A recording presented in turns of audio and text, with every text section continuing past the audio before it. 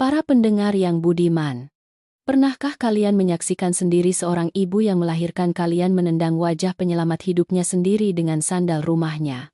Perasaan saat itu bukan hanya marah, tetapi darah dalam diri saya terasa mendidih.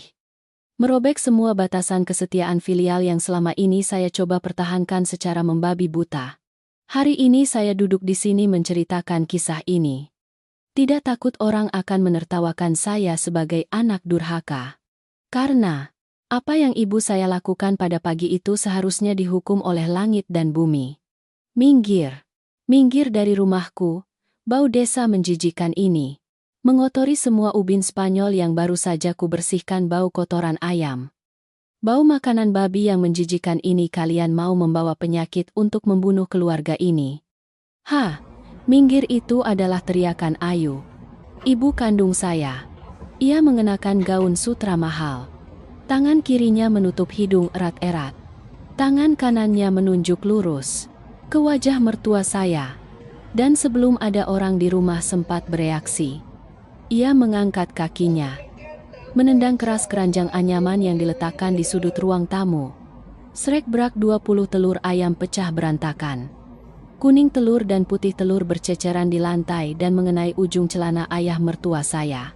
3 botol bumbu fermentasi saling membentur dan pecah. Saus hitam pekat dengan bau menyengat tumpah ruah. Dan sangkar besi berisi 2 ayam darah ditendang terbalik olehnya. Kedua ayam itu panik mengepakkan sayapnya. Berkokok keras membuat bulu dan kotoran ayam berterbangan di seluruh ruang tamu yang mewah itu. Saya terpaku di tangga. Istri saya, Rani, yang sedang hamil 4 bulan, memeluk erat perutnya ketakutan. Wajahnya pucat pasi. Para pendengar tahu, Rani mengalami mual parah. Apapun yang dimakannya akan dimuntahkan. Malam sebelumnya, ia tidak sengaja menelepon kampung halamannya, mengeluh ingin semangkuk sup ayam daun kemangi buatan ibunya. Hanya karena satu kalimat itu, mertua saya bangun pukul 3 pagi, menyinari kandang dengan senter, menangkap 2 ayam darah terbaik, mengumpulkan telur-telur yang baru saja bertelur, membungkus botol-botol bumbu fermentasi buatan sendiri, lalu naik bus yang berdesak-desakan selama 6 jam untuk pergi ke kota demi putri mereka agar dapat bergizi. Mereka mengenakan pakaian usang, sandal jepit putus talinya, berjalan jinjit memasuki villa saya karena takut menggores lantai. Namun kini, hadiah kampung halaman yang dikumpulkan dengan sepenuh hati oleh orang tua mereka diinjak-injak, dihancurkan oleh ibu saya seperti tumpukan sampah. Ayah mertua saya, seorang pria yang sepanjang hidupnya bekerja keras dan berotot, kini berdiri diam. Tangannya yang kapalan bergetar. Ia menundukkan kepala, tidak berani menatap mata ibu saya. Sementara ibu mertua saya sangat panik. Ia bergegas berlutut di lantai, mengabaikan pecahan kaca yang tajam. Dengan kedua tangan kosong, ia panik mengumpulkan setiap telur yang pecah, setiap genangan saus yang kotor. Mulutnya tak henti-hentinya memohon, "Ibu, ibu jangan mengambil lagi. Bangun, Bu, bangun." Saya berlari turun, berteriak berusaha menarik tangan ibu mertua saya. Tetapi ia menolak. Air mata terus mengalir di lantai yang licin. "Kamu kenapa membantu wanita itu? Biarkan dia membersihkan. Bersihkan dengan kain." Kompang-camping di tubuhnya itu. Dia membersihkan dengan tangan kosong pun tidak akan cukup untuk membayar lantai rumah saya. Sudah berapa kali saya bilang padamu, Rian, kalau menikah, jangan pernah membawa kerabatnya ke sini. Sekarang lihat, saya mual sekali. Cepat, setelah selesai membersihkan, segera pergi dari sini. Saya melepaskan tangan ibu mertua. Saya berdiri tegak, menatap lekat-lekat wajah ibu kandung saya yang tertutup puluhan lapis kosmetik mahal. Kesabaran saya yang bertahan 3 tahun putus begitu saja. Saya pernah berkata pada diri sendiri bahwa ia adalah ibu saya. Ia bersusah payah membesarkan saya. Meskipun kenyataannya ia pernah meninggalkan saya. Jadi ketika saya kaya, Saya membalasnya dengan kehidupan layaknya seorang ratu. Tapi toleransi saya telah menciptakan monster yang berkhayal kekuasaan. Ibu. Ibu baru saja bilang apa ibu menyuruh siapa pergi dari sini? Saya menyuruh dua orang tua bau busuk itu. Pergi dari sini, kamu tuli. Ya Rani. Kemari bantu orang tuamu ke kamar untuk mengemasi pakaian sekarang juga. Istri saya terisak-isak memegang ujung baju saya. Matanya penuh permohonan karena takut keluarga akan berantakan. Aku menyuruhmu ke kamar bukan untuk pindah, tapi untuk mengambil barang. Pesan 3 tiket pesawat kelas bisnis sekarang juga. Aku akan menyuruh mobil mengantarmu dan orang tuamu ke resor bintang 5 di Bali untuk liburan seminggu. Orang tua, datang ke sini untuk beristirahat. Bukan untuk berlutut di kaki orang lain. Kamu gila. Rian, kamu mengambil uangku. Mengambil uang rumah ini untuk membiayai pengemis-pengemis ini. Hah? Kamu mau menghancurkan rumah ini? Ya uang ibu, uang rumah ini. Ibu salah. Ibu sudah terlalu lama hidup di atas tumpukan uangku sampai lupa diri. Ya uang yang ibu habiskan. Gaun yang ibu pakai. Berlian yang ibu kenakan di tangan. Dari mana modalnya? Ibu ingat tidak? Saat aku bangkrut dan terlilit utang, ibu melakukan apa? Ibu mematikan telepon. Ibu kabur berlibur dengan selingkuhan. Kamu berani kurang ajar padaku. Ya aku ibumu. Kamu mau mengusirku dari rumah untuk menempatkan mertuamu di atas altar. Hah, tidak. Aku tidak mengusir ibu. Mengusir ibu dari rumah terlalu mudah bagi ibu. Aku akan membiarkan ibu tinggal di villa jutaan dolar ini. Ibu suka kebersihan. Ibu bilang barang kampung bau. Kan, mulai hari ini, aku akan membiarkan ibu tahu harga dari keanggunan. Aku berjanji pada ibu. Ibu akan merasakan keinginan gila untuk sepotong daging ayam kampung yang baru saja ibu tendang. Kamu mengancamku. Ya baiklah. Kalian semua pergi saja. Pergi semua. Kita lihat bagaimana kalian hidup tanpa aku. Aku akan menelepon pembantu untuk membersihkan. Aku tidak sudi melihat wajah anak durhaka sepertimu. Ibu saya berbalik dengan marah. Menghentakkan kakinya. Naik tangga. Dan membanting pintu. Kamar tidurnya. Ia yakin. Sebentar lagi pembantu akan membersihkan medan perang dan pada siang hari ia akan mendapatkan makanan dan minuman disajikan tepat di mulutnya. Ia berpikir saya hanya marah-marah mengucapkan beberapa ancaman. Lalu besok saya akan kembali dengan patuh membawa uang untuk dia gesek kartu. Tapi ia salah. Kesalahan terbesarnya adalah menyentuh batas terakhir saya. Saya berbalik melihat kekacauan di lantai. Kuning telur ayam berceceran. Zaus, berbau, menyengat. Saya tidak memanggil pembantu untuk membersihkan. Saya membiarkannya begitu saja. Para pendengar, tunggulah. Ketika pintu villa ini tertutup, sebuah jebakan sempurna akan terpasang. Seorang wanita yang selalu membanggakan diri merendahkan orang lain kotor ketika dikurung di dalam sangkar emasnya sendiri tanpa sebutir nasi pun. Apakah ia masih bisa mempertahankan citra kelas atas yang palsu itu atau tidak? Rencana pembersihan saya secara resmi dimulai. Para pendengar yang budiman. Setelah pintu kamar ibu saya tertutup rapat bersama dengan kata-kata tantangan yang sombong, saya berdiri sendirian di ruang tamu, menatap lekat-lekat medan perang yang berbau amis di bawah kaki. Bau amis telur ayam mentah bercampur dengan bau bumbu fermentasi yang menyengat, menusuk hidung. Tapi anehnya, saya tidak merasa mual sama sekali. Apa yang saya rasakan saat ini hanyalah rasa sakit yang menyedihkan yang membengkak hingga ke tenggorokan dan api kebencian yang berkobar di setiap sel saraf. Banyak orang akan berpikir saya adalah anak durhaka. Seorang yang berhati dingin karena berani merencanakan untuk menghukum orang yang telah melahirkan saya dengan susah payah. Tetapi di dunia ini ada rasa sakit yang jika Anda belum pernah merasakannya, Anda tidak akan pernah mengerti mengapa seseorang bisa menjadi begitu kejam. Biarkan saya bercerita kepada para pendengar.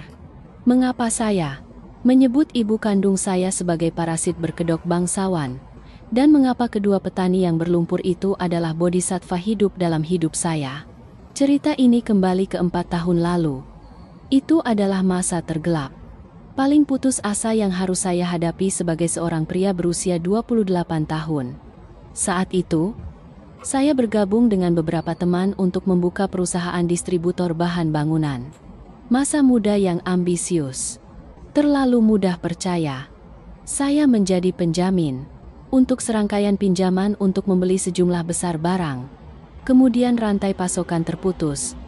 Mitra melarikan diri dengan uang. Perusahaan bangkrut hanya dalam 1 malam. Pagi itu saya bangun dengan utang hampir 4 miliar rupiah. Surat pemberitahuan utang. Pesan ancaman. Panggilan telepon terus-menerus dari bank dan preman membanjiri ponsel saya.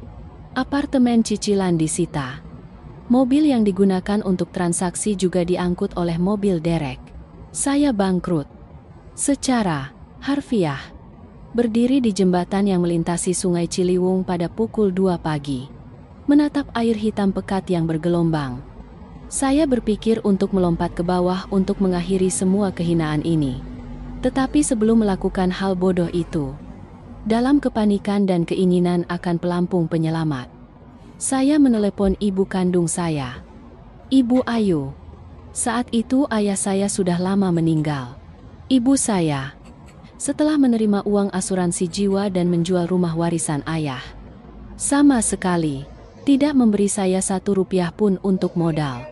Ia menghabiskan semua uangnya untuk perawatan kecantikan, membeli barang-barang mewah, dan berkencan dengan seorang pria simpanan yang puluhan tahun lebih muda darinya.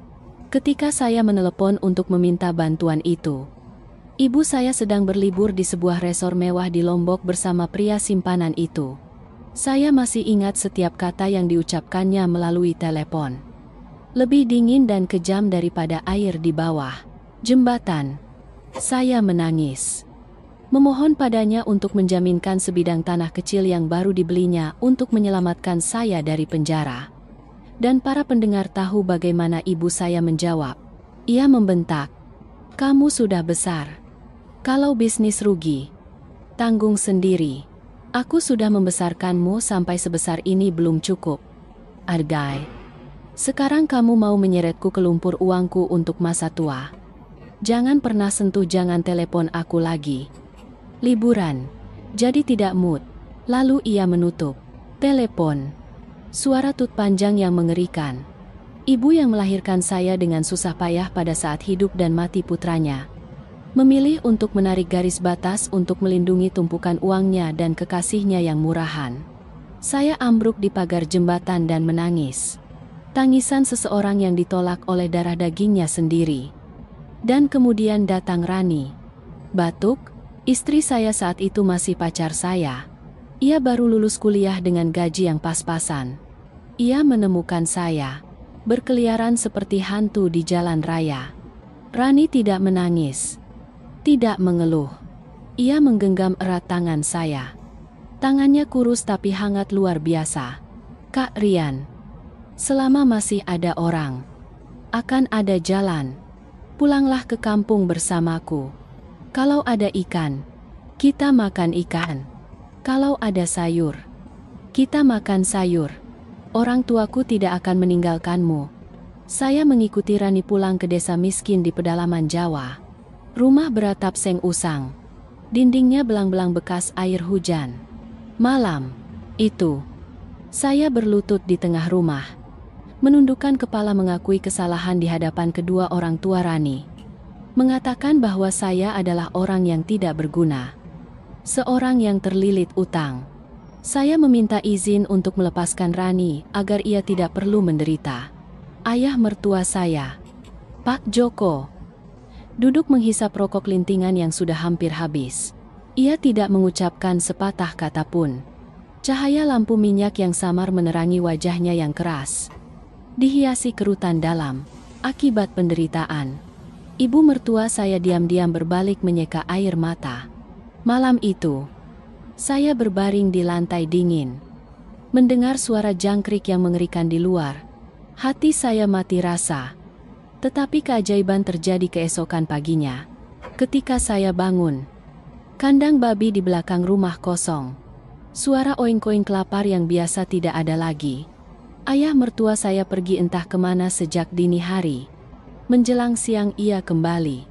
Celana panjangnya digulung tinggi, penuh lumpur. Ia masuk ke rumah, mengeluarkan dari dalam saku kemejanya sebuah bungkusan plastik hitam kusam yang diikat dengan puluhan karet gelang yang ketat. Ia membukanya. Di dalamnya ada buku tabungan yang usang bersama dengan tumpukan uang receh 50.000, 100.000 yang sudah dirapikan. Bau uang bercampur dengan bau keringat, bau makanan babi, dan bau tawas. Ayah baru saja menjual semua babi.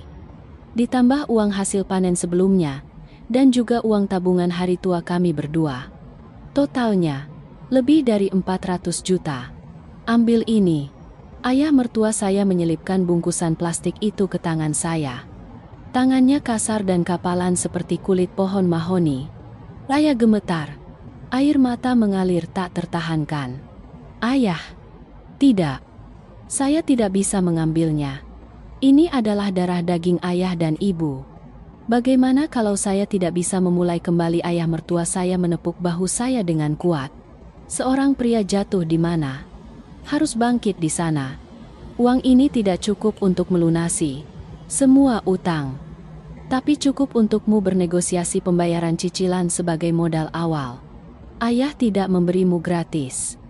Ayah berinvestasi pada menantu ayah. Kamu harus hidup dengan baik. Jangan biarkan Rani menderita. Ambillah, lalu kembalilah ke kota. Nak, para pendengar, 400 juta rupiah bagi orang kaya saat itu hanya seharga satu pesta mewah. Seharga tas yang ibu saya beli untuk pamer kepada teman-temannya. Tetapi bagi mertua saya, itu adalah hasil kerja keras seumur hidup. Itu adalah makanan yang dicampur ubi.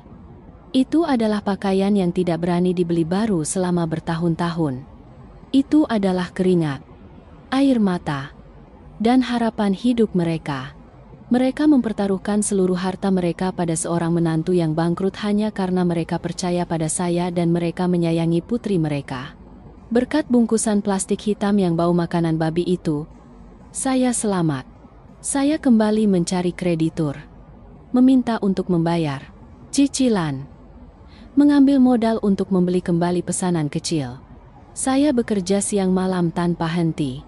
Setiap kali ingin menyerah, saya teringat tangan ayah mertua yang berurat dan mata penuh keyakinan ibu mertua. 3 tahun kemudian, saya melunasi semua utang. Saya bangkit, memperluas perusahaan, membeli villa, membeli mobil mewah.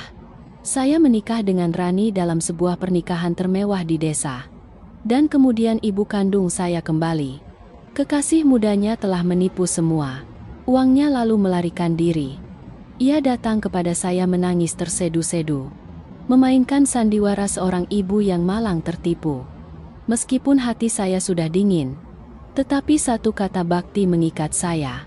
Rani juga menyarankan saya untuk berlapang dada. Saya menjemputnya ke villa ini, melayaninya seperti seorang ratu. Setiap bulan saya memberinya puluhan juta rupiah hanya untuk spa, berbelanja, berkumpul dengan teman-teman. Saya ingin menebus kesalahannya, berharap ia akan menyadari kesalahannya dan menghargai keluarga ini. Tapi saya telah memelihara seekor ular berbisa. Dengan uang, ibu saya mulai mengenakan jubah bangsawan palsu. Ia angkuh terhadap semua orang, kejam terhadap menantu perempuannya. Ia lupa bahwa ia juga berasal dari kemiskinan. Lupa bahwa ia sendirilah yang membuang saya saat saya paling membutuhkannya. Dan puncaknya adalah hari ini ia berani menggunakan sandal rumahnya untuk menendang hadiah kampung. Menghancurkan harga diri penyelamat hidup saya. Saya membungkuk mengambil setengah pecahan kulit telur ayam yang lengket dengan kuning telur. Lengket dan dingin. Seorang parasit berkedok bangsawan berani meremehkan orang-orang yang telah menggunakan darah dagingnya untuk menghidupi keluarga ini. Tidak. Saya tidak akan membiarkan kesabaran istri saya dan kebaikan mertua saya diinjak-injak satu detik pun lagi. Ikatan ibu dan anak sudah mati pada malam di jembatan Ciliwung 4 tahun lalu. Sekarang hanya tersisa hukuman. Saya membuang pecahan kulit telur ke lantai. Mengeluarkan ponsel. Saya melihat daftar kontak. Mulai melakukan panggilan untuk menyebarkan jaring raksasa. Ibu saya ingin hidup di atas. Saya akan mencabut setiap batu bata di bawah kakinya agar ia jatuh bebas ke dasar kelaparan dan keputusasaan. Rencana saya harus dilaksanakan dengan cepat. Rahasia. Dan tanpa celah sedikit pun. Saya tahu betul karakter ibu saya. Sombong. Gengsi kosong. Tidak bisa melakukan pekerjaan rumah tangga apapun. Dan sepenuhnya bergantung pada uang. Pembantu. Jika semua itu dicabut, ia tidak lebih dari parasit yang terpisah dari inangnya. Hal pertama yang perlu saya lakukan adalah membawa orang-orang yang saya cintai pergi dari sini agar mereka tidak perlu menyaksikan dan tidak terluka oleh apa yang akan terjadi. Saya naik ke lantai 2. Mengetuk 6 kali pintu kamar tidur Rani. Di dalamnya, mertua saya duduk berdempetan di tepi tempat tidur. Tidak berani bergerak karena takut merusak spray. Istri saya terisak-isak. Kedua matanya bengkak. Melihat saya masuk, ayah mertua saya segera berdiri. Kikuk menggosok-gosok kedua tangannya. Rian. Sudah. Nak. Sudah. Orang tua membuat ibumu marah. Jangan kalian berdua bertengkar karena orang tua. Nanti ayah bersihkan semuanya lalu kami pulang ke kampung. Daripada tinggal di sini membuat suasana keluarga kalian tidak harmonis. Kami jadi tidak enak hati. Saya seperti tercekat. Mereka dihina sampai seperti itu. Tapi masih hanya mengkhawatirkan kebahagiaan saya. Saya mendekat. Menggenggam tangannya. Berusaha tersenyum. Senyum yang sangat cerah. Menyembunyikan kekejaman yang bergejolak di dalam hati. Ayah. Ibu bicara apa ayah dan ibu datang untuk mengunjungi cucu? Kan ini salah saya. Saya belum sempat memberitahu ibu saya. Jadi ia kaget. Ibu saya agak sensitif. Ayah dan ibu jangan diambil hati. Tadi saya sudah bicara dengan Rani. Kali ini perusahaan saya juga sedang libur. Saya sudah memesan tiket pesawat untuk kita semua pergi ke Bali. Ayah dan ibu datang ke sini. Menantu harus mengajak berlibur agar tahu laut biru dan awan putih. Kan Rani sudah selesai mengemas barang. Rani menatap saya dengan bingung. Hendak bertanya. Tetapi saya memberi isyarat mata. Istri saya cerdas. Ia mengerti saya ingin menenangkan situasi. Jadi ia segera mengangguk. Menarik tangan ibu mertua saya untuk mengemas pakaian.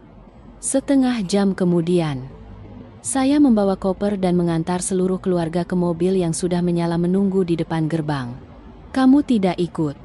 Kak Rani menarik tangan saya sebelum naik mobil.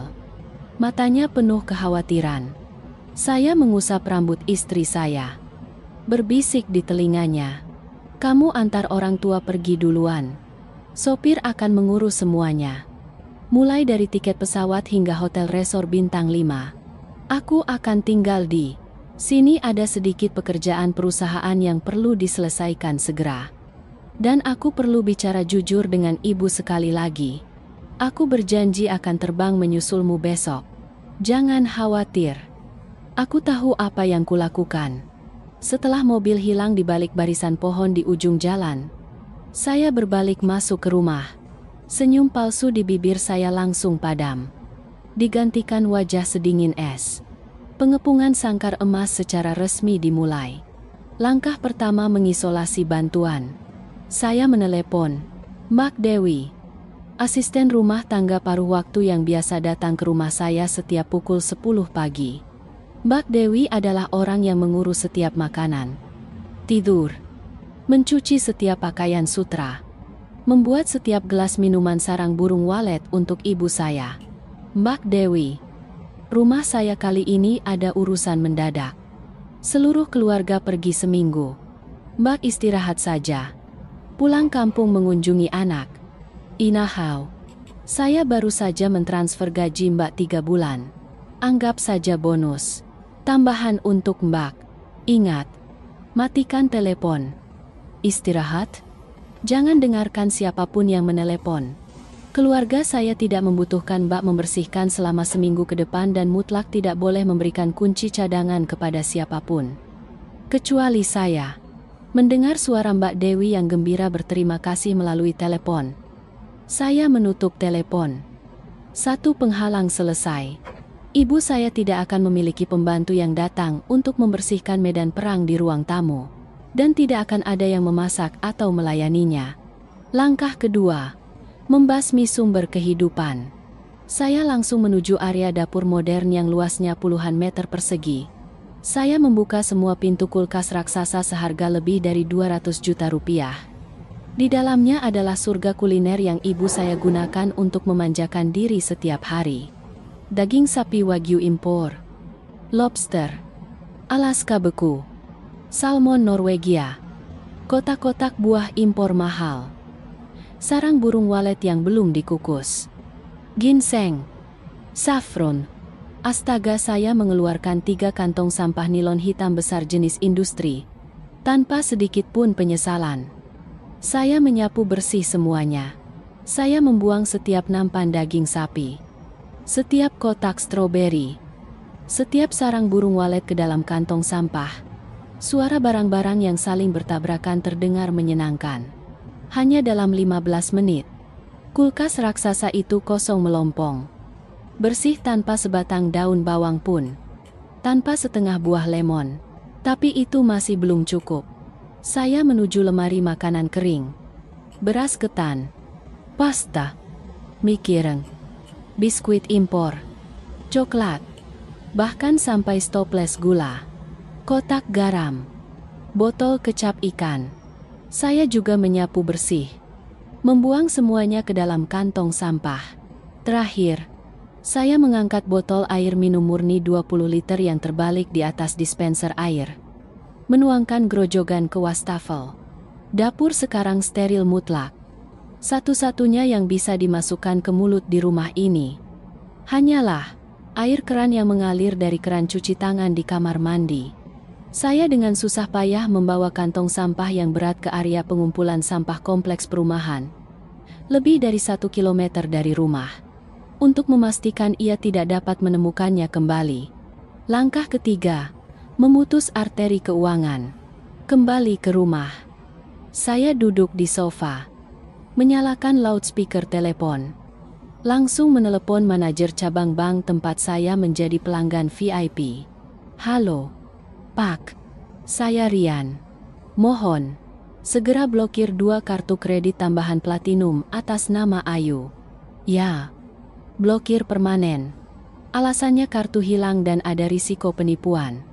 Sekaligus blokir semua transaksi penarikan tunai dari rekening yang terhubung jika tidak ada verifikasi retina dan sidik jari langsung dari saya. Hanya dengan beberapa klik dari ujung telepon. Ibu saya, seorang wanita bangsawan, secara resmi menjadi orang yang bangkrut.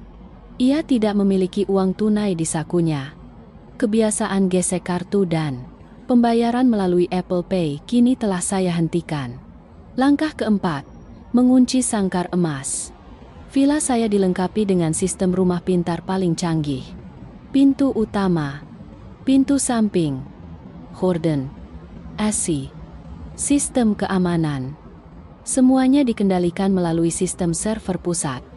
Saya mengeluarkan ponsel, mengakses aplikasi administrasi dengan hak admin tertinggi.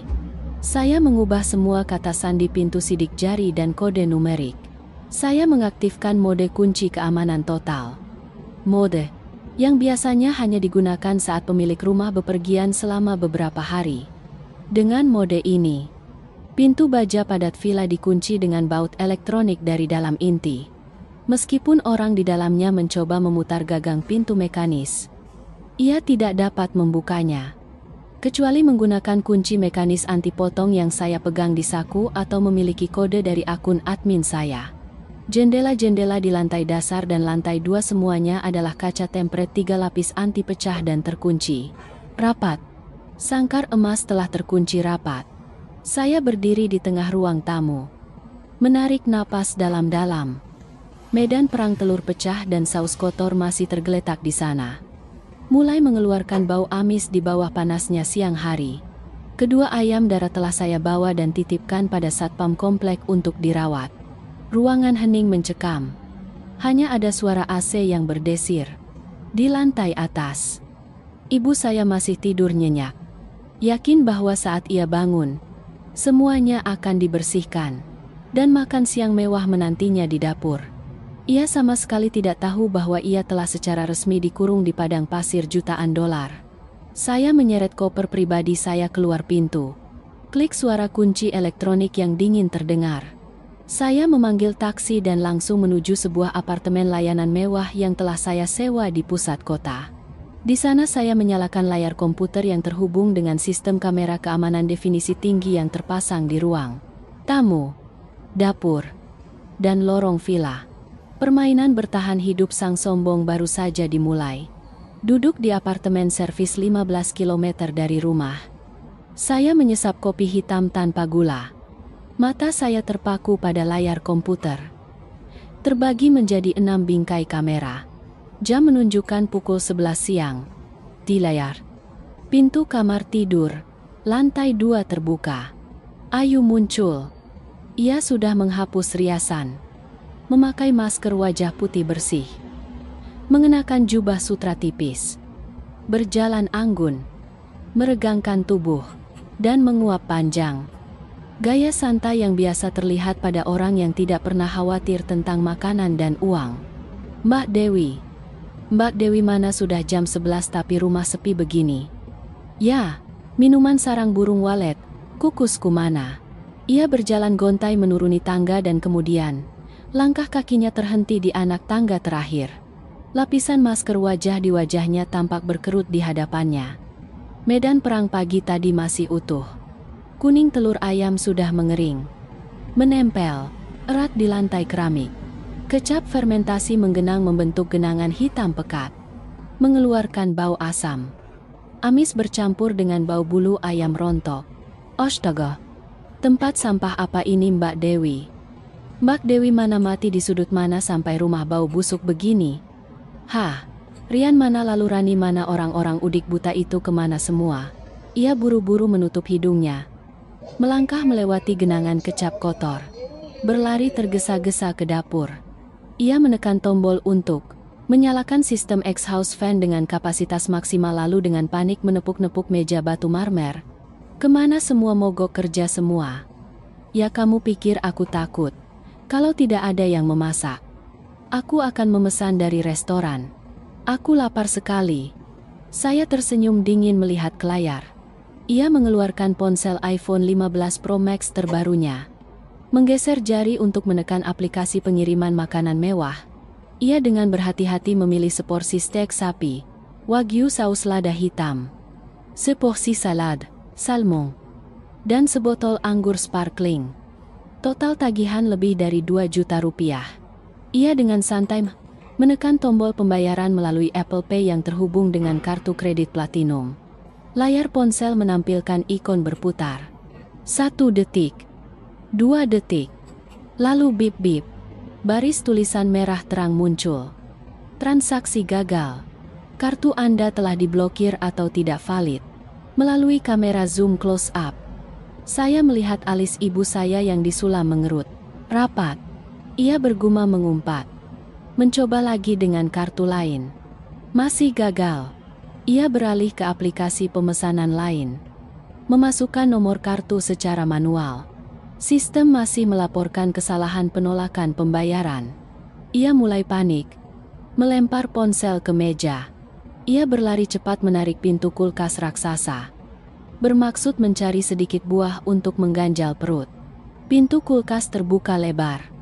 Di dalamnya kosong melompong. Tidak ada setetes anggur pun. Tidak ada sebotol air minum pun. Rak-rak kaca bersih mengkilap seperti baru keluar dari pabrik. Apa-apaan ini, makanan kemana semua, maling-maling masuk rumah? Ya, ia dengan panik berlari ke lemari kayu.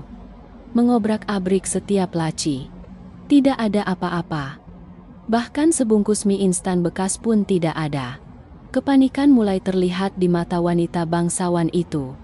Ia berlari cepat ke pintu utama, meraih gagang pintu elektronik. Menarik kuat klik-klik, pintu baja yang berat tidak bergerak. Ia panik, memasukkan kode angka ke papan kontrol. Bip bip bip bip.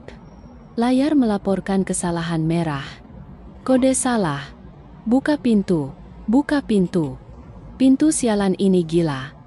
Ya, ada siapa di luar? Suara ketukannya hanya bergema di dalam villa yang kedap suara. Tidak ada yang mendengarnya kecuali saya yang sedang duduk santai minum kopi puluhan kilometer jauhnya. Setelah 10 menit mengetuk pintu hingga kedua tangannya memerah, ia kelelahan. Kembali meraih ponselnya. Ia menggeser layar, mencari nama saya dan menelepon. Ponsel saya di meja berdering keras. Saya membiarkannya berdering sampai deringan ketiga baru dengan santai menekan tombol angkat. Tidak lupa menyalakan loudspeaker dan merekam panggilan. Rian. Anak kurang ajar. Kamu di mana? Kenapa rumah sepi begini, Mbak Dewi? Mana kenapa kulkas tidak ada isinya? Pintu rumah rusak. Saya tidak bisa keluar. Kartu bank saya kenapa diblokir? Kamu melakukan apa? Hah? Ibu tenang saja. Mbak Dewi. Minta cuti seminggu pulang kampung. Istri dan mertuaku sudah kuajak liburan ke Bali.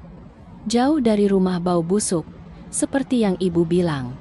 Kalau makanan di kulkas. Pagi ini ada tukang semprot serangga datang. Mereka bilang makanan terkontaminasi, jadi kusuruh orang buang semua. Dibuang semua jadi saya makan. Apa lalu pintu? Kenapa saya tekan kodenya tidak bisa? Kamu blokir kartu saya. Kenapa kamu segera pulang ke sini buka pintu saya? Saya lapar sekali. Hampir mati. Saya lupa memberitahu ibu.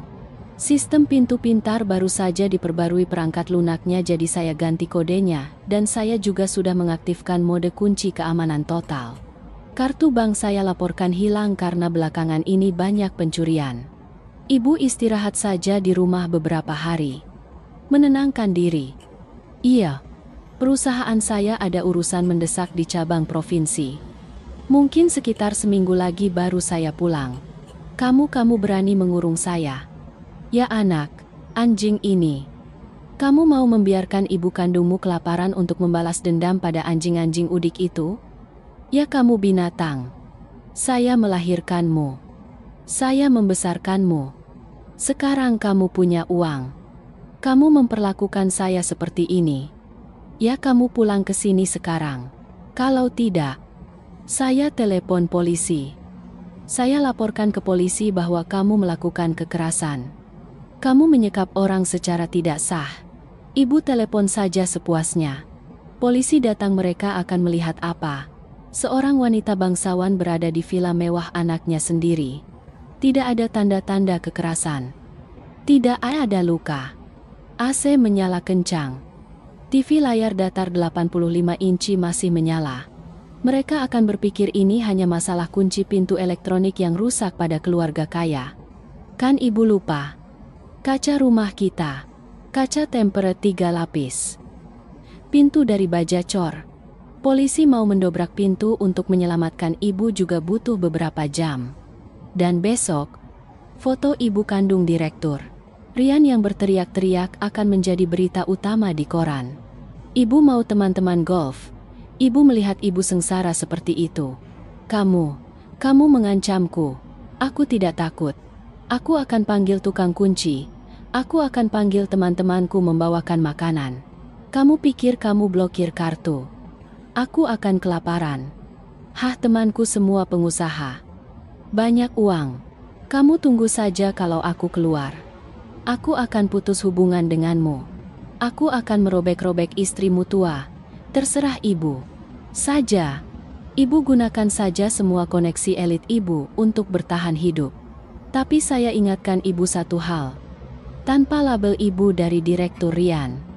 Tanpa kartu platinum untuk membayar pesta-pesta mewah. Ibu lihatlah apakah teman-teman itu menganggap ibu sebagai nyonya terhormat atau hanya seorang wanita parasit tak punya uang. Semoga ibu menjalani hari yang menyenangkan di padang pasir jutaan dolar milik ibu sendiri. Saya dengan dingin menekan tombol akhiri panggilan. mengabaikan makian kotor yang masih terdengar dari ujung telepon. Melalui layar kamera, saya melihat ibu saya melempar ponsel ke sofa, memegangi kepala karena marah. Dengan panik menendang kaki meja kaca. Ia masih belum takut. Ia masih percaya bahwa kekayaan dan koneksi sosial di luar sana akan menyelamatkannya. Ia belum merasakan sakitnya perut yang sebenarnya, yang akan perlahan mengikis lapisan kesombongan itu dalam beberapa hari mendatang. Permainan bertahan hidup baru saja dimulai dengan pembukaan. Para pendengar yang budiman, setelah menutup telepon, saya tidak melakukan apapun selain duduk bersedekap di depan layar komputer, menyeruput secangkir kopi, dan menunggu drama selanjutnya dari ibu saya. Orang-orang yang berkedok bangsawan dengan uang orang lain seringkali memiliki keyakinan buta pada hubungan sosial mereka yang glamor. Ibu saya pun tidak terkecuali. Ia selalu bangga dengan teman-teman golf dan spanya. Para wanita anggun yang selalu memujinya setinggi langit di acara afternoon tea. Melalui sistem audio 2 arah kamera, saya mendengar dengan jelas ibu. Saya menggerutu sambil meraih telepon. Ia menarik napas dalam-dalam, berusaha merapikan rambutnya yang berantakan. Berdeham untuk mendapatkan kembali nada suaranya yang anggun dan berkelas seperti biasa. Lalu menekan nomor.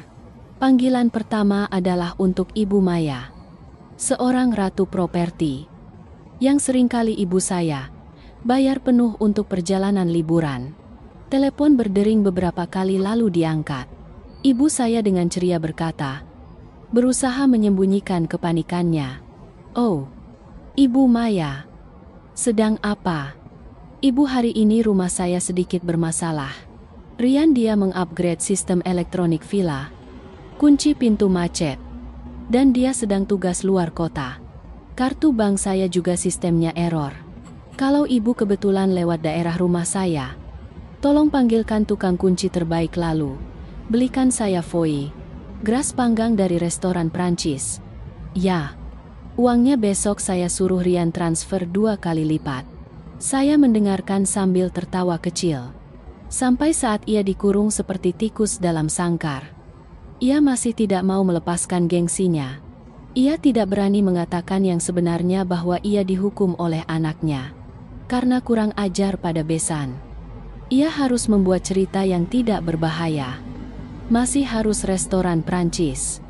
Masih harus dibayar 2 kali lipat untuk mempertahankan citra. Nyonya terhormat. Tapi dalam hidup ini, hubungan antar manusia bisa sangat rapuh. Orang-orang mengelilinginya. Ketika ia memegang kartu platinum dan menggesek tanpa melihat harga. Tapi sekarang, seorang nyonya yang dikurung, kartu diblokir, menelepon meminta dibelikan makanan dan dipanggilkan tukang kunci. Orang bisnis yang cerdik seperti Ibu Maya pasti cukup peka untuk mencium bau yang tidak beres. Melalui kamera, saya mendengar suara Ibu Maya ragu-ragu dari telepon. "Aduh, kasihan sekali kamu. Tapi saya lagi sibuk sekali. Saya lagi cek tanah di Bekasi. Besok sore baru pulang. Soal kunci pintu pintar. Rumahmu semua kuncinya canggih. Tukang kunci biasa tidak bisa mendobraknya. Nanti malah memicu alarm polisi. Repot lagi. Kamu telepon saja Rian, suruh dia buka lewat ponsel." "Sudah ya. Saya sibuk tanda tangan dokumen." Tut tut tut. Wajah ibu saya masam.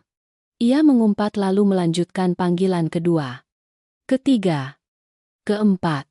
Ia menelepon Tante Dewi, sepupu jauhnya. Menelepon Ibu Lisa, ketua komunitas amal. Menelepon bahkan pelatih yoga pribadinya yang sering ia beri tip banyak. Tapi hasilnya sama persis. Ada yang bilang sedang di kampung. Ada yang bilang macet. Ada yang menyarankan ia menelepon saya untuk menyelesaikannya. Tidak ada seorang pun yang sebodoh itu sampai berlari mendobrak pintu villa jutaan dolar. Apalagi ketika mereka tahu pemilik sebenarnya rumah itu adalah saya, yang memegang kendali penuh atas keuangan. Tanpa saya di belakangnya, ibu saya di mata mereka hanyalah nol besar. Mereka sudah terbiasa makan dari uangnya. Bukan terbiasa mengeluarkan uang saku sendiri untuk melayaninya saat ia kesusahan. Saya melihat ibu saya melalui layar. Tangannya yang memegang telepon terkulai. Sore mulai tiba. Cahaya matahari merah menyala menembus kaca tempret yang tebal, menjatuhkan bayangan-bayangan panjang dan dingin di lantai. Ibu saya ambruk di sofa. Kulit banteng impor dari Italia seharga $500.000. Di sekelilingnya ada lukisan berbingkai emas. Lampu kristal Ceko yang berkilauan. Isolasi yang sempurna telah tercipta. Perasaan paling menakutkan bukanlah dikurung di penjara gelap, tetapi dikurung di surga mewah yang diciptakan sendiri. Melihat jalanan yang ramai di luar melalui kaca. Memegang telepon di tangan. Tetapi menyadari dirinya sama sekali tidak berharga. Jam menunjukkan pukul 8 malam. Ibu saya mulai merasa lapar. Perutnya yang terbiasa diisi dengan abalon dan sirip ikan tepat waktu mulai kejang. Ia dengan kesal pergi ke dapur. Memutar keran air. Minum glek-glek sampai kenyang lalu merangkak ke lantai atas. Malam pertama di padang pasir jutaan dolar. Rasa lapar baru mencapai tingkat ketidaknyamanan yang mengganggu. Kesombongannya masih ada. Ia masih percaya bahwa besok pagi saya harus menyerah. Harus membuka pintu dan meminta maaf kepadanya. Tetapi ia salah. Saya telah bertekad. Sekali bertindak harus menghancurkan sepenuhnya kemauan dan citra palsu itu. Saya mematikan layar. Berbaring di tempat tidur. Tidur nyenyak. Besok penyiksaan fisik baru benar-benar dimulai. Pagi hari kedua. Saya bangun. Membuat semangkuk mie instan dengan beberapa iris daging sapi. Lalu duduk di meja kerja. Membuka sistem kamera. Saat itu pukul 9 pagi. Gambar dari kamera ruang tamu membuat saya mengerutkan kening. Bisakah para pendengar percaya wanita yang muncul di layar tidak lagi memiliki penampilan seorang nyonya terhormat? Ibu saya menuruni tangga dengan rambut acak-acakan belum disisir. Tanpa lipstik. Tanpa foundation. Wajah polosnya terlihat jelas dengan kerutan kendur karena kurang tidur dan stres. Ia mengenakan baju tidur kusut yang sama dari tadi malam. Kedua tangannya memegangi perutnya erat-erat. Berjalan terhuyung-huyung. Kaki saling tersandung. Rasa lapar fisik sudah mulai menyeruak. Bagi seseorang yang terbiasa makan enak. Tidak pernah membiarkan perutnya kosong lebih dari 6 jam. Menahan lapar selama 24 jam terakhir terasa seperti siksaan yang merobek setiap jengkal usus. Asam lambung keluar. Tidak ada makanan untuk dicerna. Itu mengikis selaput lendirnya sendiri. Ia terhuyung-huyung ke dapur. Kali ini tidak ada lagi ekspresi angkuh memandang lemari dapur kayu jati. Ia berubah menjadi binatang. Buas yang lapar. Melalui kamera. Saya melihat ibu saya dengan panik membongkar setiap laci. Ia mengobrak-abrik area bumbu. Memasukkan tangannya ke dalam toples kosong yang sudah saya bersihkan dari kemarin. Ia membungkuk. Memasukkan setengah tubuhnya ke dalam lemari di bawah wastafel untuk mencari. Meskipun hanya sepotong remahan roti. Tapi sama sekali tidak ada apa-apa. Kehati-hatian saya tidak menyisakan untuknya bahkan sebutir gula pun. Tidak menemukan apa-apa. Di dapur. Ia berlari ke gudang anggur mini. Puluhan botol anggur Prancis dan Italia mahal tergeletak diam di rak. Ia gemetar memegang sebotol anggur merah. Menggunakan pembuka botol kotor lalu mengangkatnya ke mulut. Minum glek-glek. Itu adalah kesalahan fatal. Minum anggur dengan kadar alkohol tinggi ke perut yang keroncongan karena lapar adalah hanya dalam waktu kurang dari 5 menit. Saya melihat ibu saya terhuyung-huyung melempar botol anggur ke karpet. Memegangi perutnya. Berlari kencang ke kamar mandi. Layar tidak dapat merekam di dalam. Tetapi melalui mikrofon. Saya mendengar suara muntahan yang merobek tenggorokan. Ia muntah air asam dan empedu pahit. Suara tangisan dan rintihan bergema dari kamar mandi. Terdengar sangat menyedihkan. Siang itu, ia tidak punya kekuatan lagi untuk berdiri tegak. Ia ambruk di tengah lantai ruang tamu. Menempelkan pipinya ke lantai keramik yang dingin untuk meredakan rasa panas. Akibat alkohol. Di sekelilingnya, perabot mewah impor kini menjadi benda mati, dingin, dan paling tidak berguna di dunia. Memeluk vas keramik kuno seharga 100 juta pun tidak bisa mengisi perut. Memakai selimut sutra seharga $1.000 pun tidak bisa meredakan sakit perut yang melilit. Ironi uang ada di sana. Ketika dilemparkan ke dalam situasi bertahan hidup paling primitif, label bangsawan tiba-tiba menjadi lelucon pahit. Sekitar pukul 3 sore. Ibu saya dengan susah payah bangkit. Ia menyeret tubuhnya di sepanjang koridor. Matanya sayu dan putus asa. Dan kemudian ia melewati sudut ruang tamu tempat keranjang anyaman diletakkan kemarin. Saya menahan napas. Menempelkan mata ke layar. Ibu saya berhenti. Ia berdiri di sana sangat lama. Matanya menatap tajam ke lantai. Di sana, genangan kecap kotor telah mengering menjadi bercak hitam pekat. Kuning telur ayam yang pecah dari kemarin di bawah panasnya musim panas telah mengereng. Retak menjadi serpihan-serpihan kecil, berwarna kuning oranye. Mengeluarkan bau amis yang menyengat. Ibu saya merangkak sedikit demi sedikit. Sampai di tempat itu. Ia berlutut. Kedua tangannya yang berkuku merah. Memakai cincin berlian 2 karat. Gemetar meraih. Ia menggaruk-garuk keras lantai dengan kukunya. Berusaha mengikis serpihan telur kering itu. Para pendengar. Pemandangan saat itu sungguh memilukan. Jika bukan karena ia pernah merendahkan saya, mungkin saya akan merasa kasihan. Tapi bagi saya, itu adalah bukti paling kuat dari pepatah jangan buru-buru meremehkan barang orang miskin. Karena suatu hari Anda akan sangat menginginkannya. Ia berhasil mengikis sepotong telur kering seukuran ujung jari. Membawanya ke hidung. Bau amis yang menjijikan membuatnya berkerut dahi dan sedikit muntah. Tapi kemudian perutnya yang keroncongan mengalahkan segala rasa jijik. Ia membuka mulutnya. Memasukkan sepotong telur kering yang bercampur debu dari lantai ke mulutnya. Mulutnya yang merah karena sulam bibir. Yang dulunya hanya menikmati abalon dan sirip ikan. Kini mengunyah perlahan sepotong telur kering yang pecah di lantai. Mengunyah lalu menelan. Lalu terus mengikis. Ia mengikis noda kecap kering. Menjilati sedikit rasa asin dari kecap fermentasi yang pernah ia sebut sampah. Ia makan seperti binatang buas yang lapar. Makan sisa-sisa yang diciptakannya sendiri di lantai yang pernah ia paksa ibu mertua saya untuk membersihkannya dengan tangan sendiri. Saya duduk menonton melalui telepon. Dada saya berdebar-debar. Saya tidak mematikan layar. Saya ingin mengukir gambar ini di benak saya. Saya ingin ibu saya mengalami semua kehinaan dan kerendahan paling dalam agar kedok kesombongan itu terkoyak bersih. Tanpa tersisa sedikit pun. Rasa lapar dapat membuat seseorang buta. Tetapi itu juga merupakan penawar racun terkuat bagi orang-orang yang menderita Grand Delusion. Bubur putih. Telur busuk saat ini baginya lebih berharga daripada ribuan pujian dari para wanita bangsawan di luar sana. Setelah memakan serpihan telur yang pecah, ibu saya tergeletak di lantai. Memegangi wajahnya dan menangis terseduh-seduh. Tangisannya tidak lagi kasar dan ketuh seperti kemarin. Melainkan isak tangis yang tersendat-sendat, karena penyesalan yang mendalam.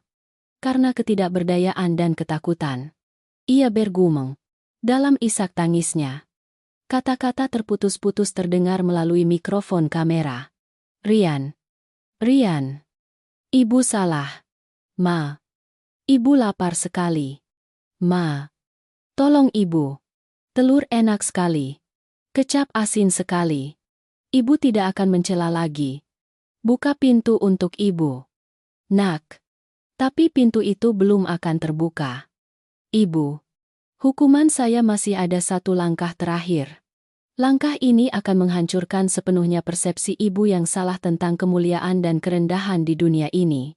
Kegelapan menyelimuti villa. Pada malam ketiga, hujan deras turun dengan bergemuruh di luar. Petir menyambar melintasi jendela kaca tempret, memancarkan cahaya pucat ke ruang tamu. Ibu saya masih meringkuk di sudut rumah. Tepat di posisi ia menjilati serpihan telur kering tadi sore. Tubuhnya yang lemah, sarafnya yang tegang membuatnya mulai mengalami delirium. Setengah sadar setengah tidak sadar. Melalui kamera, saya melihat bibirnya terus bergerak. Ia tidak memanggil nama saya lagi. Dalam demam, kelaparan itu, ingatan terdalam.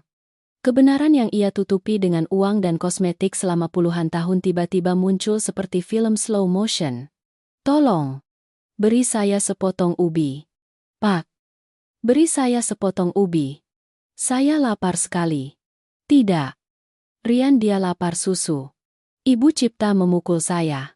Ibu, bayar uangnya. Bayar uang penjualan sayur. Gumaman itu terdengar dari speaker telepon membuat saya terdiam. Pak Cipta adalah nama ayah saya. Dan Ibu Lastri adalah pedagang sayur. Di pasar induk dulu. Kebenarannya telanjang seperti ini.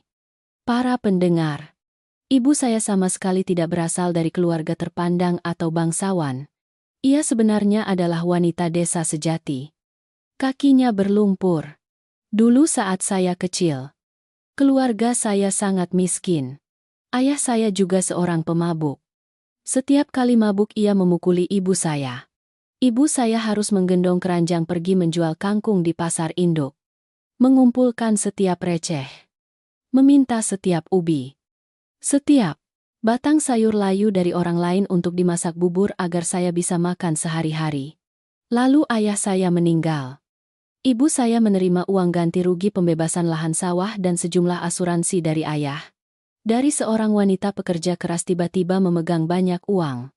Ia berubah hati dan sifat. Ia mulai mempercantik diri. Operasi plastik. Membeli pakaian sutra dan berkencan dengan pria-pria bermulut manis. Ia meninggalkan sepenuhnya masa lalu miskinnya. Memakai label nyonya terhormat. Memutuskan kontak dengan kerabat miskin di kampung. Ia takut kemiskinan. Takut orang tahu asal-usulnya. Jadi ia memaksakan diri untuk meremehkan orang miskin lainnya sebagai cara untuk menghayal bahwa dirinya sudah termasuk golongan atas. Ketika saya bangkrut, ia takut saya akan menyeretnya kembali ke lumpur kemiskinan dulu. Jadi ia tega membuang saya.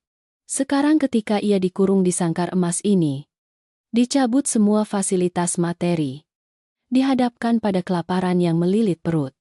Topeng glamor itu otomatis terkelupas. Kembali ke bentuk aslinya.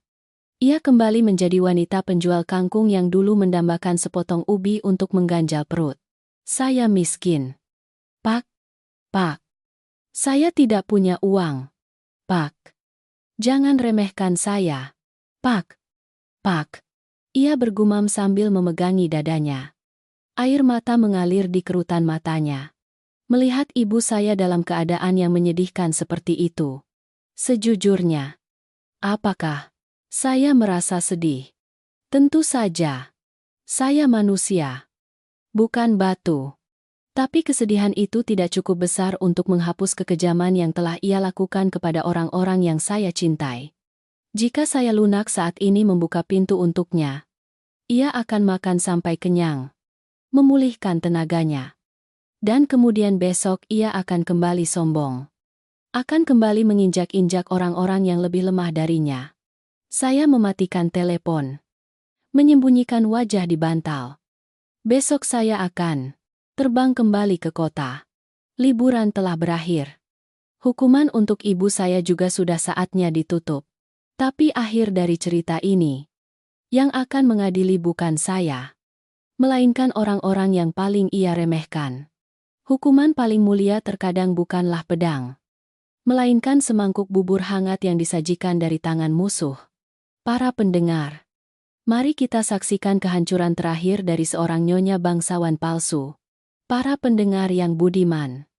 Tepat seminggu setelah hari yang menentukan itu, penerbangan dari Bali mendarat di Bandara Soekarno-Hatta. Saya menuntun istri dan mertua saya masuk ke mobil.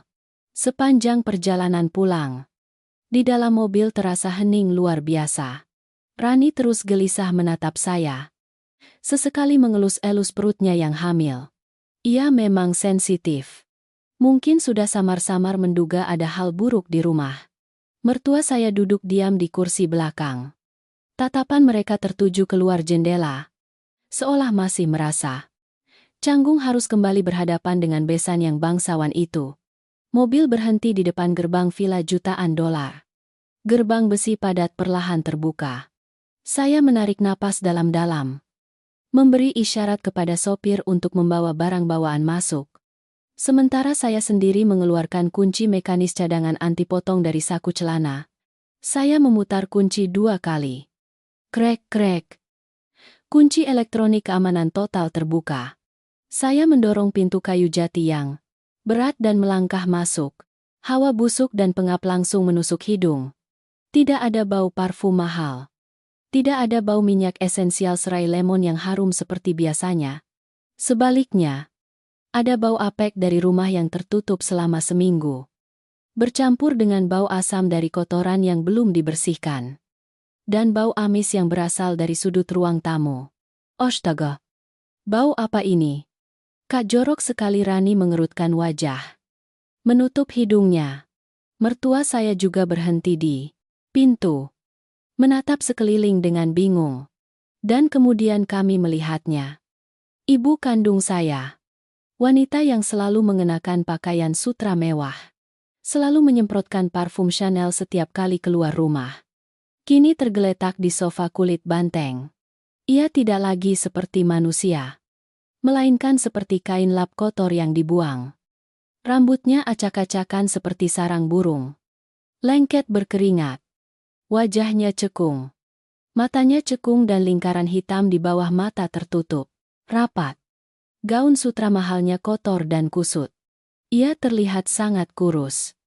Seminggu hidup hanya dengan air dan beberapa serpihan telur yang pecah telah menguras habis sisa semangat hidupnya.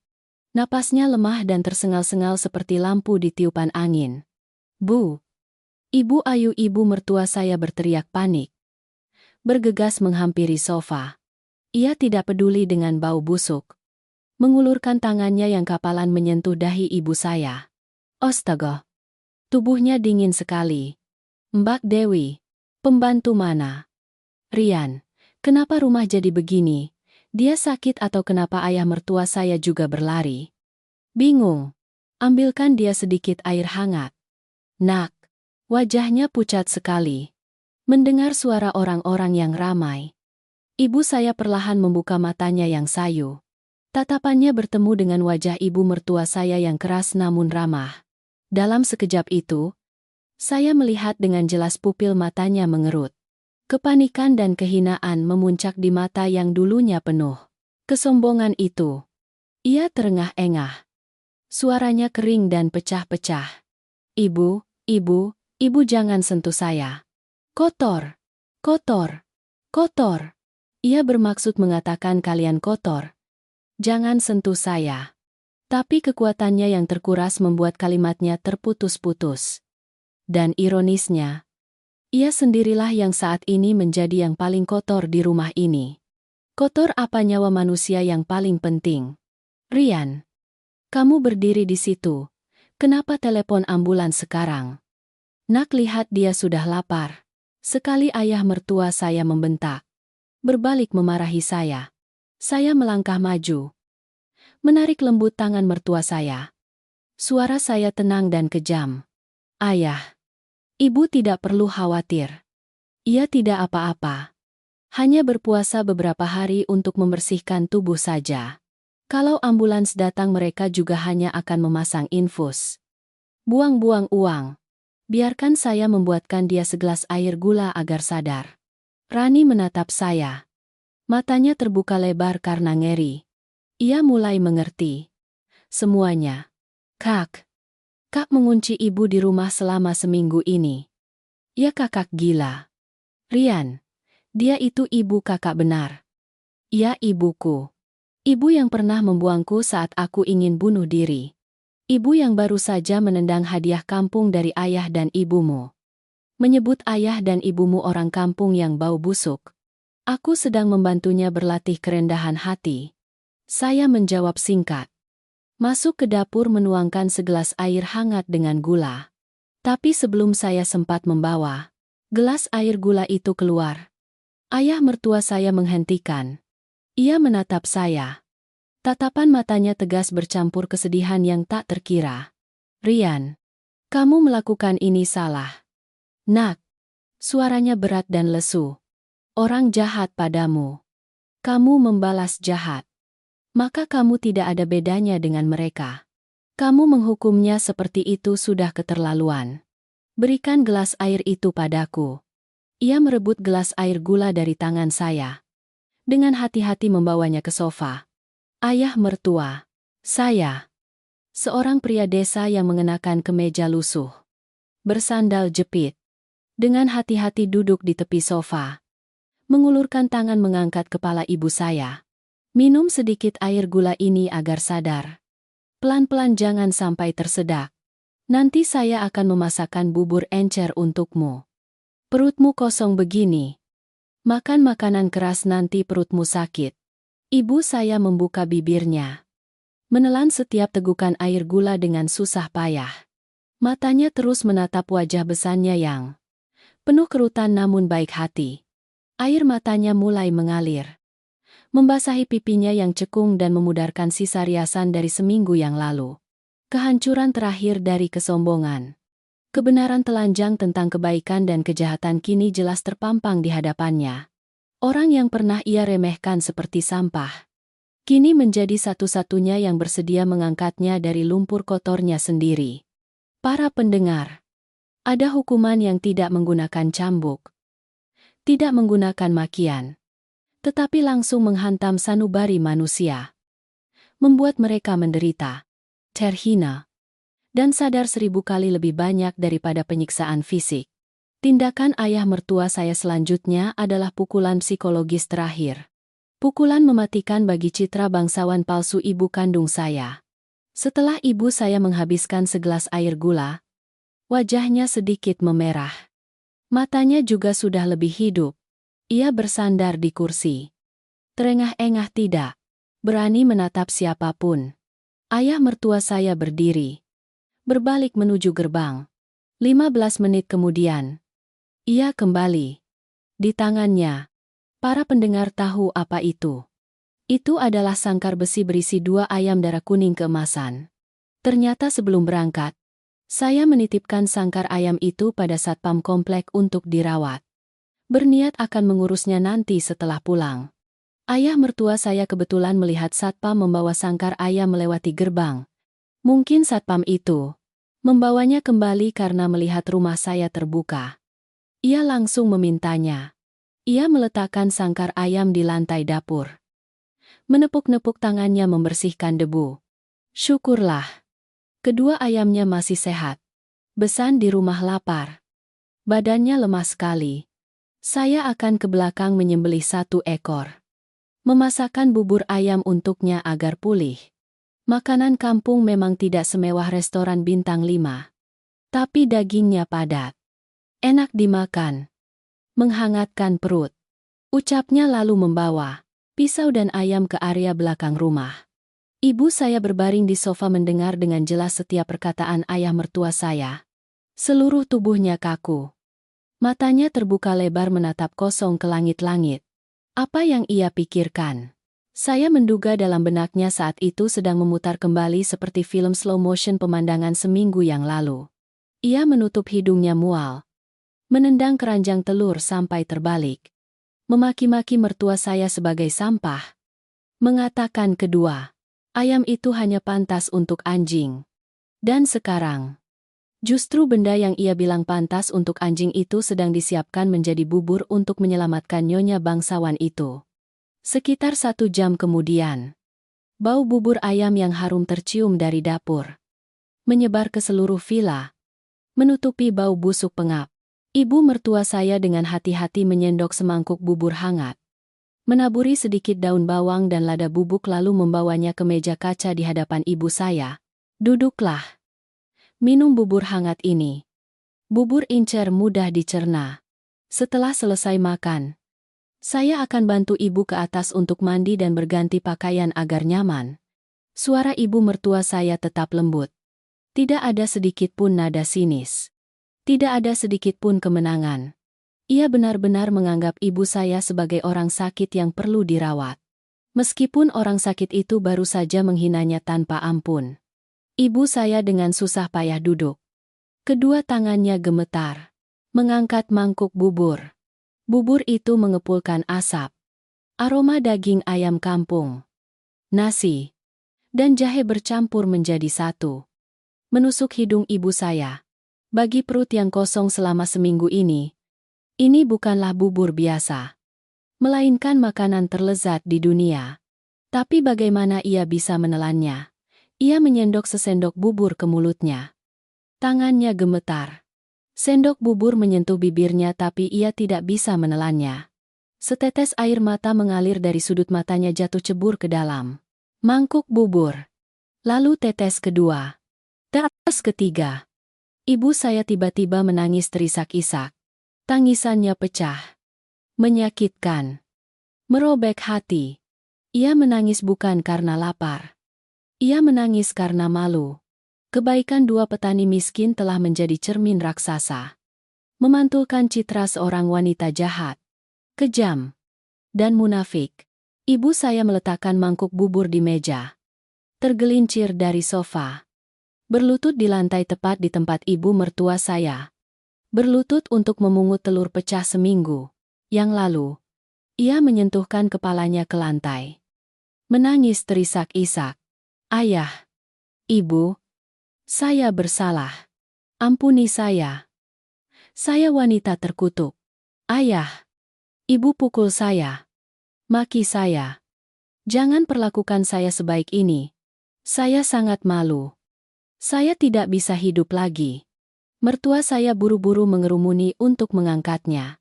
Ya ampun. Apa yang kamu lakukan? Bangun. Bangun. Tidak ada yang menyalahkanmu. Lupakan masa lalu. Makan bubur ini agar sehat. Saya berdiri bersandar di dinding. Bersedekap melihat pemandangan itu. Sudut bibir saya menyunggingkan senyum tipis.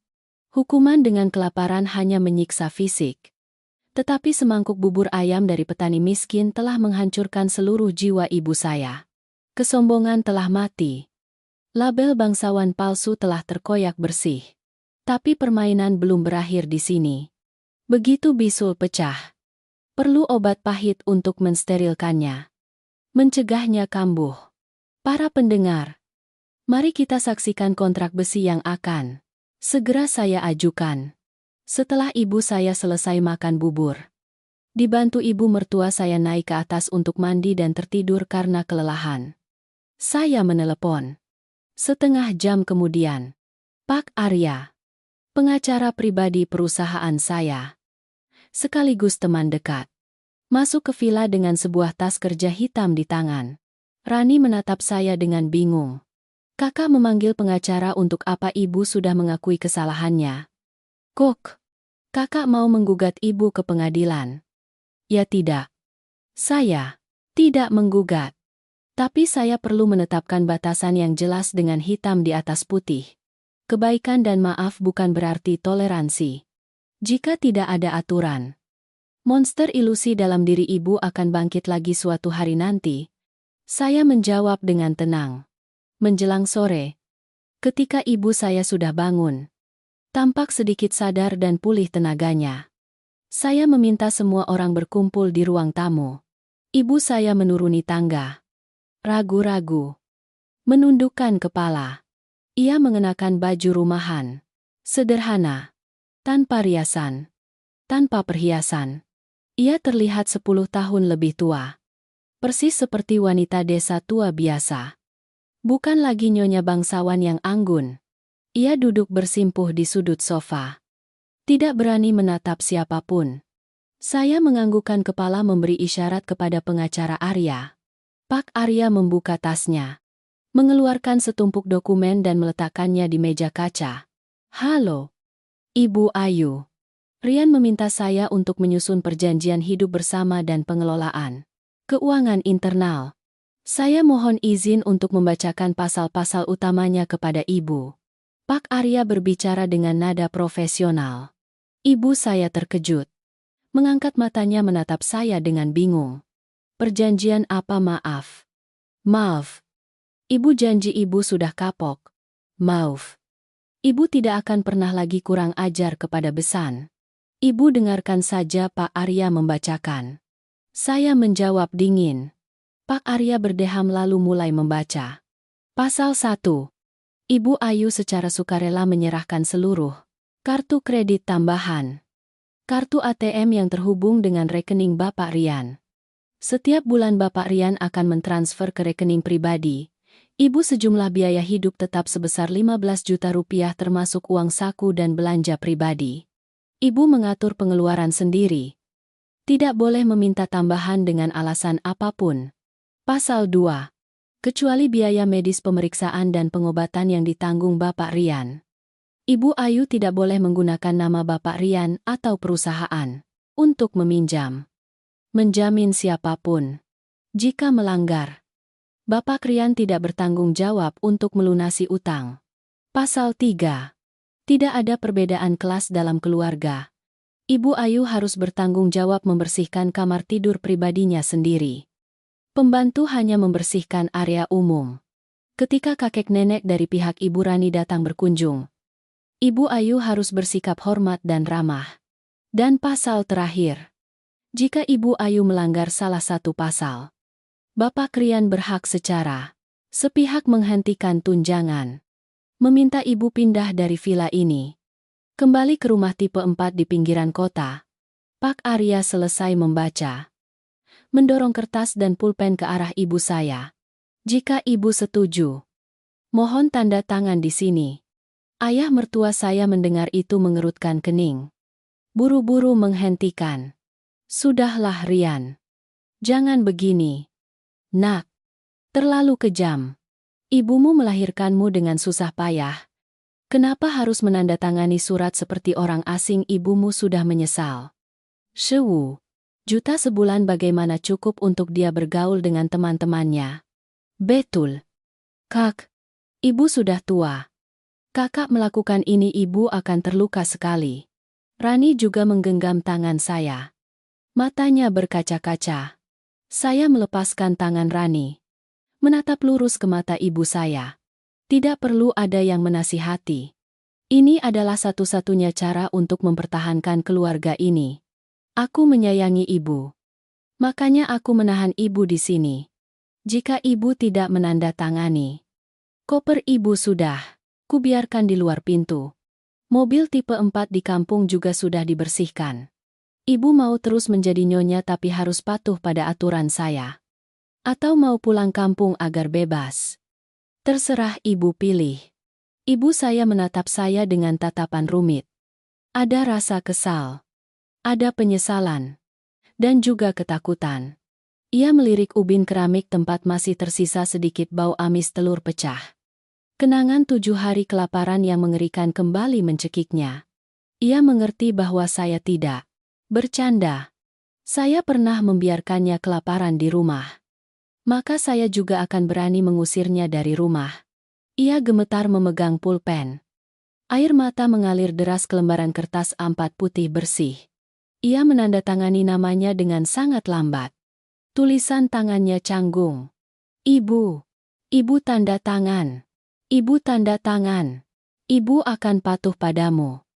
Rian. Ya. Ibu sudah kapok. Rian. Ibu sudah kapok. Saya mengambil kertas itu. Memberikannya kepada pengacara Arya. Batasan. Besi telah ditetapkan. Mulai sekarang. Ibu saya hanya akan menjadi seorang wanita tua biasa. Hidup bergantung pada anaknya. Menerima 15 juta setiap bulan. Harus mencuci pakaian sendiri dan membersihkan kamarnya sendiri. Kekuasaan ilusinya telah dicabut sepenuhnya. Tetapi hukuman untuknya belum berhenti di dinding rumah ini. Para pendengar, tunggu dan lihat. Ketika ia diputus kartunya oleh anaknya dan aturan ditetapkan tersebar keluar. Hukuman dari masyarakat akan menjadi pukulan terakhir bagi gelar bangsawan palsunya. Para pendengar yang budiman. Ada sebuah pepatah yang sangat indah. Rahasia orang kaya seringkali tersimpan rapat. Tetapi kehancuran orang kaya baru yang sok bergaya selalu menyebar lebih cepat daripada kecepatan cahaya. Keputusan saya untuk mencabut kartu kredit. Mengikat keuangan. dan membatasi pengeluaran ibu saya menjadi 15 juta per bulan. Tampaknya hanya masalah internal di balik pintu villa. Tetapi, dalam kehidupan ini, para wanita bangsawan di kalangan pertemanan ibu saya, hidung mereka sangat tajam. Mereka mencium bau uang dengan sangat cepat dan mencium bau kemunduran tidak kalah cepatnya. Dimulai dari minggu ibu saya dikurung. Ia sudah dengan panik menelepon meminta bantuan. Meminjam ke sana kemari dengan alasan-alasan konyol. Setelah selamat dari musibah, ia diam selama beberapa hari. Tidak mengunggah foto check-in spa. Tidak memamerkan tas baru di Facebook. Juga absen dari acara afternoon tea. Maka teman-teman emasnya mulai curiga. Suatu sore di akhir pekan, ibu saya mengenakan gaun bunga sederhana yang sudah usang dari tahun lalu karena tidak punya uang untuk membeli baju baru. Membawa tas Chanel satu-satunya yang tersisa. Ia naik taksi karena saya sudah menarik mobil pribadinya untuk menghadiri pesta ulang tahun Ibu Lisa. Ketua komunitas amal. Ia berusaha memaksakan senyum ceria. Berniat menyelamatkan sedikit harga diri terakhirnya. Saya tahu cerita ini karena Mbak Dewi pembantu mendengar percakapan teleponnya, dan saya sengaja mengatur agar seorang kenalan saya, adik pengacara Arya, yang juga anggota perkumpulan itu, hadir di pesta untuk melaporkan semua kejadian kepada saya. Ketika ibu saya melangkah masuk ke aula restoran bintang 5, Ibu Lisa dan beberapa nyonya lainnya sedang duduk di meja VIP tertawa riang. Melihat ibu saya, senyum mereka tiba-tiba kaku. Lalu, berubah menjadi tatapan mata penuh arti. Oh, lihat siapa ini. Ibu Ayu. Beberapa hari ini ibu menghilang kemana saja. Kami mau bermain golf tapi menelepon ibu tidak diangkat. Akhir-akhir ini ibu terlihat. Sederhana sekali. Ibu Maya. Orang yang pernah ibu saya telepon untuk meminjam uang dan mendobrak pintu. Berkata dengan nada sinis. Mengamati ibu saya dari kepala hingga kaki. Ibu saya dengan malu-malu merapikan ujung bajunya. Berusaha menyelamatkan diri. Akhir-akhir ini saya sedang mendalami agama. Makan vegetarian dan berzikir. Memakai baju mencolok rasanya tidak cocok lagi. Lagi pula Rian menyarankan saya untuk lebih menenangkan diri. Mengurangi pergi ke tempat-tempat ramai. Mendalami agama. Ya, seorang wanita lain mencibir sambil menyesap anggur Prancis. Lalu soal ibu meminjam uang 20 juta kepada saya karena katanya kartu banknya error waktu itu. Hari ini sudah ada uang tunai untuk membayarnya. Sedang mendalami agama. Pasti tidak boleh punya utang. Kan? Bu, wajah ibu saya memerah padam. Ia terbata-bata mengeluarkan 20 juta rupiah dari tasnya. Uang ini, ia harus menjual seutas kalung emas. Lalu menyodorkannya ke tangan wanita itu. Ini, saya kembalikan. Waktu itu saya ada sedikit masalah keluarga. Tapi tragedi tidak berhenti di situ. Cerita tentang ibu saya yang dicabut kekuasaannya oleh anaknya entah dari mana sudah bocor keluar. Sejujurnya kepada para pendengar, saya sengaja membocorkan informasi ini melalui beberapa teman bisnis untuk melihat bagaimana ibu saya akan menghadapi opini publik. Aduh, Ibu Ayu, kenapa menyembunyikan dari kami? Dunia bisnis ini kecil sekali. Orang-orang ramai membicarakan bahwa ibu memarahi dan meremehkan mertua Direktur Rian sampai dia mengurung ibu di rumah dan membiarkan ibu kelaparan selama seminggu. Lalu dia menyita semua kartu ibu.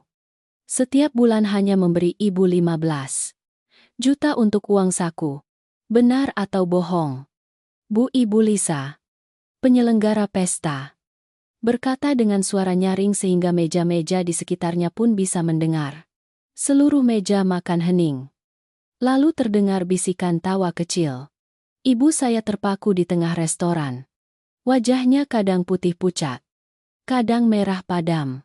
Tatapan orang-orang yang dulu memujinya, yang dulu menjilatnya untuk bisa ikut makan gratis, ikut liburan gratis.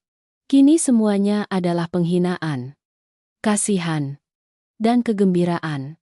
Orang-orang itu menyebarkan berita bohong. Dia mau. Dia merusak nama baik keluarga saya. Mana mungkin begitu, ibu saya membantah dengan suara pelan dan lemah tak berdaya. Kalau begitu, ibu tolong bayar tagihan anggur hari ini. Idut, ayam. Dulu ibu berjanji waktu ulang tahun saya akan membayar anggur. Cuma 15 juta kok. Ibu Lisa sengaja menunjukkan tagihan itu di depan ibu saya. 155 juta rupiah. Sama persis dengan gaji bulanan yang saya berikan kepadanya.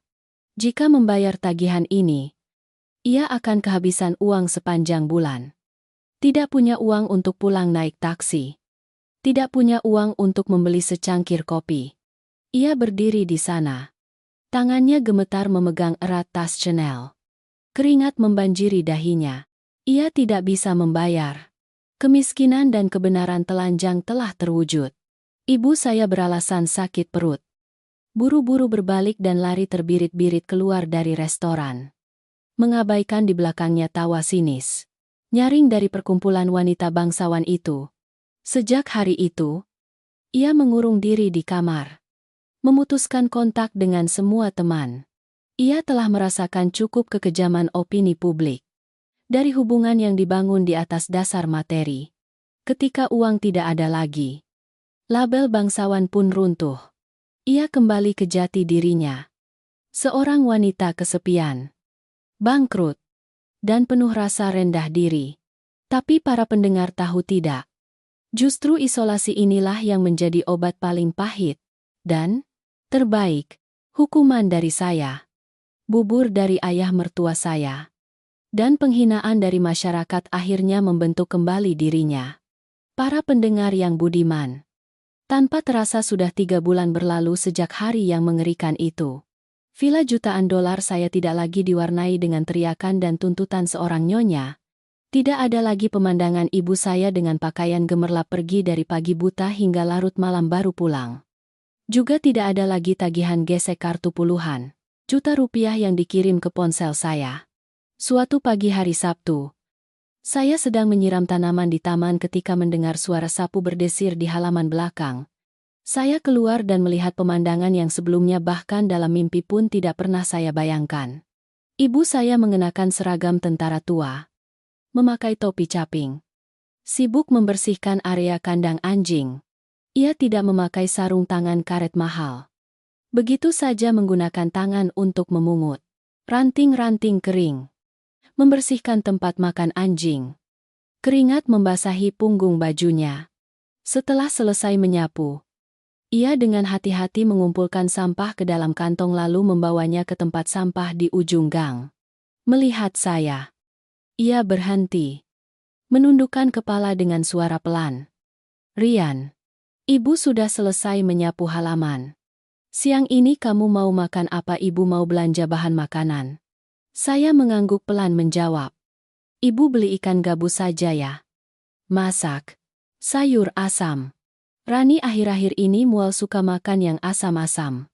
Ia tersenyum ceria. Senyum yang ramah dan tulus seperti saat ia masih menjadi penjual sayur yang gigih di pasar induk. Ia membawa tas belanja plastik dengan santai berjalan kaki ke pasar kaget sekitar 2 kilometer dari rumah untuk membeli bahan makanan. Alih-alih menelepon sopir untuk mengantarnya ke supermarket mahal seperti dulu. Perubahan ibu saya bukanlah terjadi dalam semalam. Melainkan hasil dari ketakutan yang menghantui dan kebangkitan hati nurani. Ia telah menyadari bahwa uang saya bukanlah sesuatu yang bisa dihambur-hamburkan sembarangan dan gelar bangsawan hanyalah kemewahan palsu. Ia tidak berani lagi kurang ajar kepada istri saya. Bahkan semakin diam dan patuh setiap kali mertua saya menelepon untuk menanyakan kabar cucu. Bahkan bulan lalu ketika ibu mertua saya mengirimkan sebotol sambal terasi udang kering. Ibu saya tidak lagi menutup hidung mual. Ia dengan hati-hati menyendoknya ke mangkuk. Makan dengan nasi hangat lalu memuji-muji. "Besan pandai sekali. Sambal terasi ini bikin boros nasi." Banyak orang ketika mendengar cerita ini akan menyalahkan saya. Menyalahkan saya sebagai anak yang berhati dingin. Berani membiarkan ibu kandungnya kelaparan selama seminggu. Menyalahkan saya sebagai anak durhaka karena mencabut harta. menetapkan aturan keras kepada orang tua. Tapi saya tidak menyesal. Para pendengar, jika saat itu saya lemah, saya membiarkan ibu saya terus menginjak-injak harga diri mertua saya, maka keluarga saya akan hancur. Istri saya akan hamil dalam kemarahan. Mertua saya akan menanggung rasa malu sampai mati. Dan ibu saya akan selamanya menjadi monster parasit berkedok bangsawan sampai menguras tetes darah terakhir saya. Berbakti tidak berarti mengizinkan kejahatan.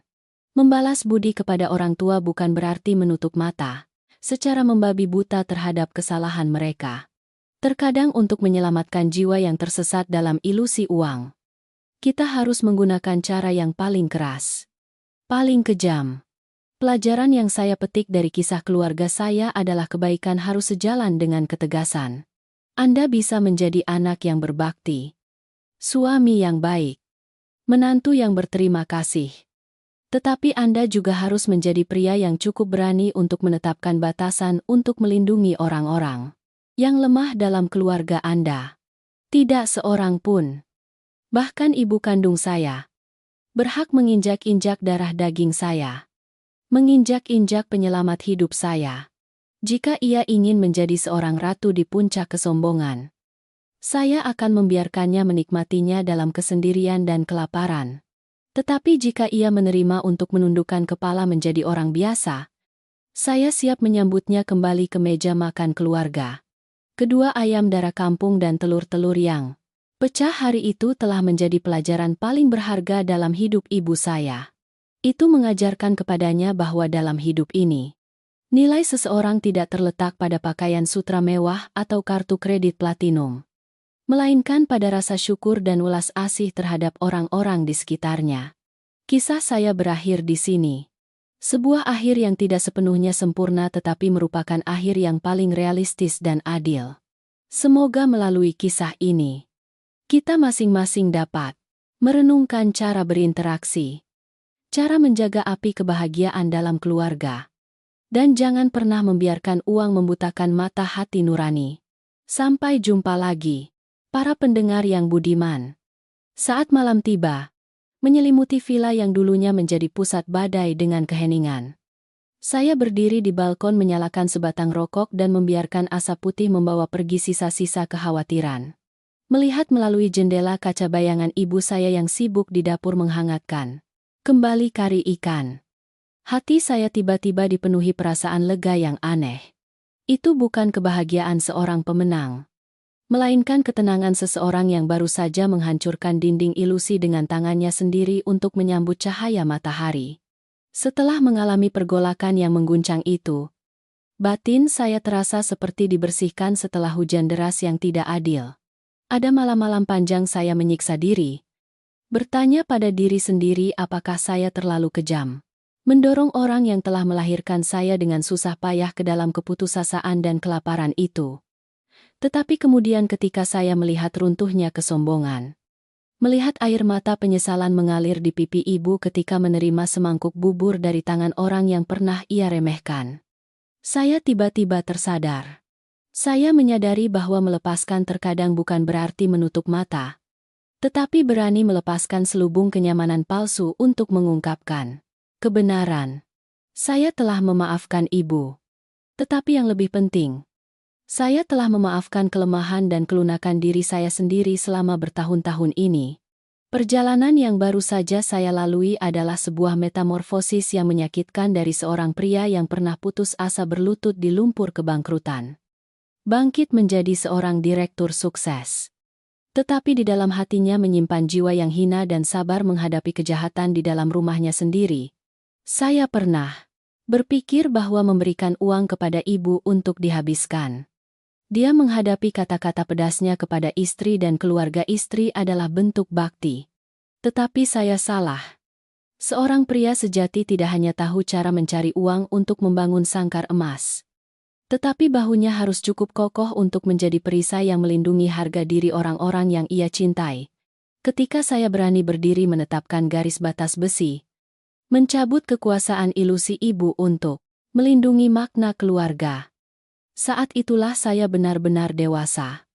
Dan melalui kisah yang penuh air mata ini, saya ingin menyampaikan beberapa patah kata dari lubuk hati terdalam. Terutama untuk para wanita, para istri, para menantu yang duduk di balik layar mendengarkan cerita saya. Para saudari, masa muda seorang wanita memang sudah banyak mengalami kerugian.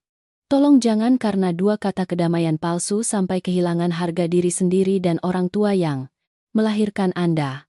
Kita sering diajari untuk bersabar demi menjaga keutuhan rumah tangga.